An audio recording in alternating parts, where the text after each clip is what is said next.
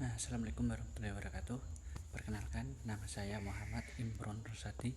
Saya akan mempresentasikan pendidikan anti korupsi dari bab 1 sampai bab 5. Oke, langsung saja kita akan buka dengan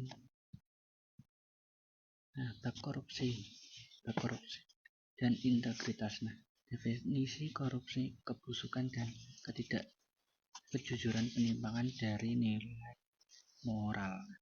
Jadi dari definisi itu secara umum korupsi adalah penyalahgunaan kekuasaan yang dipercayakan untuk keuntungan pribadi. Dalam ini tuh kebusukan, ketidakjujuran itu adalah hal yang tidak pantas gitu. Jenis-jenis korupsi, petty graduation.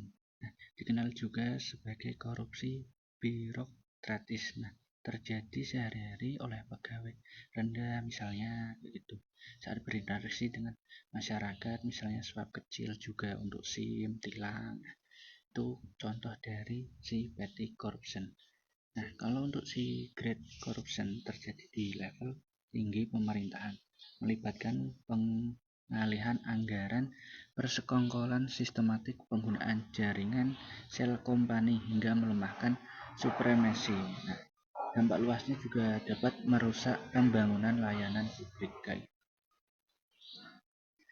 Perilaku korupsi muncul dari sikap sehari-hari seperti suap, pelanggaran aturan gitu.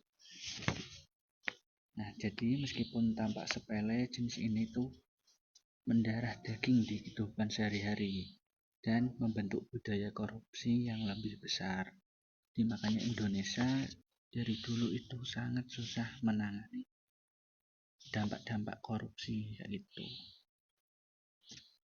Integritas, konsistensi antara nilai dan tindakan. Sebagai konsistensi antara nilai-nilai moral, etik, dan tindakan nyata, individu berintegrasi tidak akan tergoda melakukan korupsi bahkan untuk keuntungan kecil. Sejarah korupsi itu sudah banyak banget dari era kerajaan sampai era reformasi sampai sekarang. Jadi menangani itu sangat sulit sekali. Kita lanjut ke bab 2.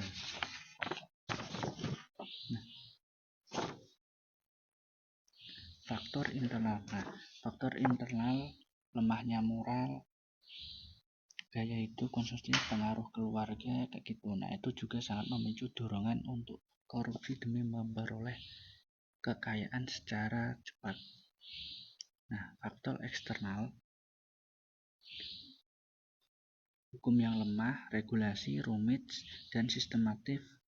Seperti politik yang tidak stabil, ketimbangan ekonomi, resources juga yang sangat sulit diatasi juga, seperti kayak itu kan sumber daya alam.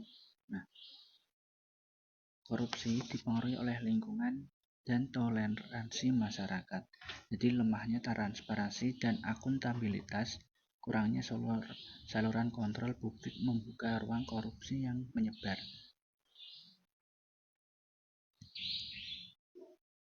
Langsung lanjut ke bab ketiga, dampak masif korupsi. Negara, dampak terganggunya pembangunan dan investasi. Jadi banyak yang terganggu oleh dampak korupsi ini. Jadi bukan negara, jadi warganya juga kayak gitu.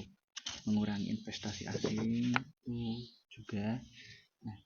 Jadi gangguan dari luar itu juga nanti berdampak. Untuk masyarakat juga kesenjangan sosial dan ketidakdistribusian kekayaan tidak merata. Kemiskinan juga semakin sulit diatasi, layanan publik tidak merata juga kayak gitu. Kalau dampak dari individu itu erosi moral karakter kayak gitu. Kesempatan ekonomi berkurang. Jadi banyak yang korupsi merusak usaha kecil, menghemat inovasi dan memperbudak pengangguran juga. Lanjut ke bab nilai dan prinsip anti korupsi. Nah, nilai dasar dan jujur, tanggung jawab, disiplin, adil, sederhana. Jadi nilai dasar dalam anti korupsi itu memiliki dasar yang krusial membentuk karakter anti korupsi juga. Nah, menjauhkan diri dari mengambil keuntungan pribadi secara tidak sah. Nah, tanggung jawabnya juga menjalin tugas sesuai aturan atau enggak, mencegah potensi korupsi dalam rutinitas juga.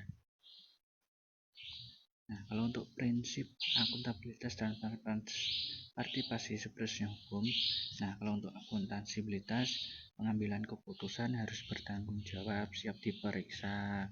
Nah, kalau untuk transparansi, proses publik terbuka, anggaran dan regulasi mudah diakses masyarakat.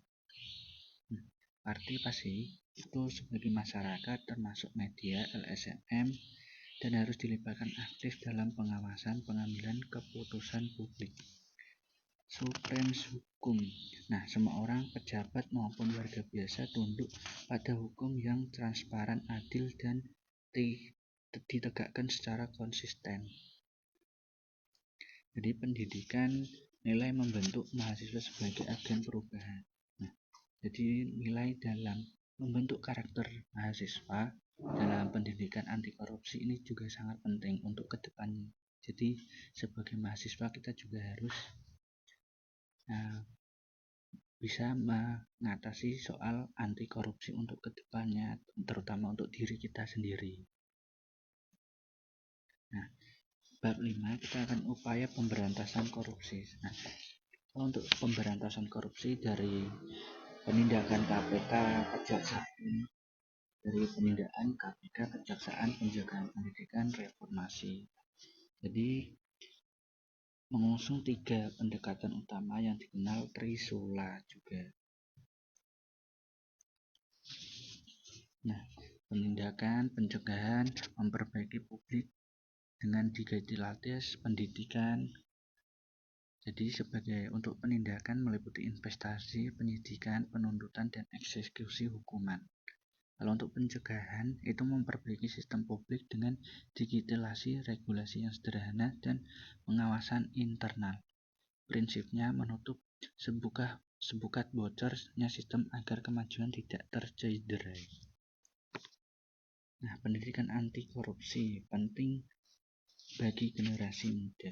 Nah, jadi pendidikan anti korupsi meningkatkan moral, kesadaran, dan kemampuan mahasiswa untuk melaporkan kasus korupsi.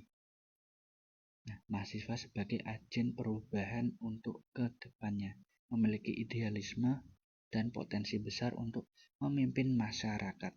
Nah, nilai-nilai seperti kejujuran, tanggung jawab, dan kedisiplinan dibentuk melalui pendidikan sehingga mahasiswa ini tidak hanya mencegah korupsi secara pribadi tapi juga mendorong teman dan lingkungan.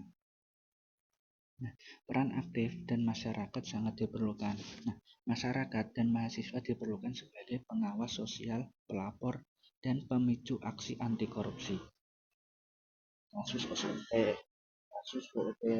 pejabat di tingkat desa maupun kementerian mencerminkan sinergi aparat dan masyarakat dalam memberi efek jerah.